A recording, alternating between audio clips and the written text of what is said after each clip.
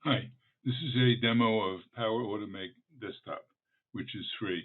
There's also a cloud-based version of Power called Power Automate, which interfaces between cloud applications, one of which, for example, could be OnPlan.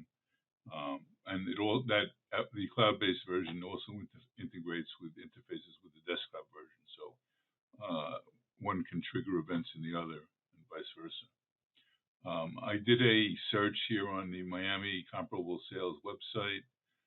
This is all condos within all real estate sales in year 2023 within a quarter of a mile of Hidden Bay. And the results are in tabular format down here. This is page 1 of 7. I'll just get that out of the way. Okay. This is the Power Automate script. What it does is it launches a version of Chrome. In this case, I attached it to an existing instance of Chrome, the Miami site. Launch Excel, set a variable called first free row, which is necessary to find the last row in the Excel workbook so that when you get data from the second page, it writes it after the data that you got from the first page. And there's a list where it puts the data before it writes to Excel, and I cleared that list. Then we go into a loop. I extract data from the web page and then get the first free column, which initially the first free column and row. First row should initially be 1. Write to the Excel worksheet starting in row 1. Get details of element on web page, which is the next button. And what we're doing here is we're testing to see if it's disabled or not. So initially it won't be, eventually it should be. When it is disabled, we go to a label called No More Pages at the down here at the end, and that's the end of the script. So let me just launch it. You can see it running. I'm going to launch the script by pressing this arrow up here, start arrow. Script is launched. Interfacing with Chrome, launching Excel. When Excel pops up, I'll move it over so you can see it. Wrote the first page.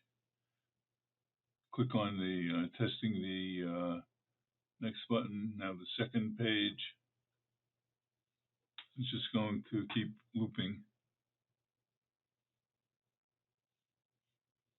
Third page.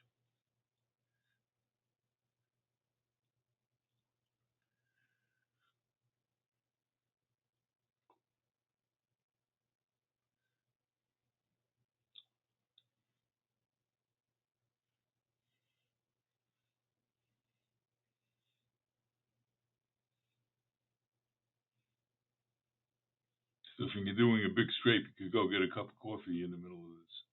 Just keeps running. Then eventually ended. You can see now that if we bring the Miami thing back on, we're on page 7 of 7 down here. I'm going to get rid of it. And here's all the data.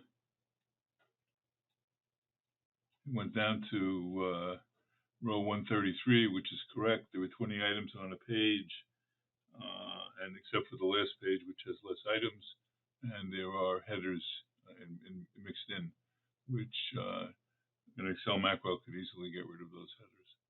So it did a good job of extracting the data. If you'll notice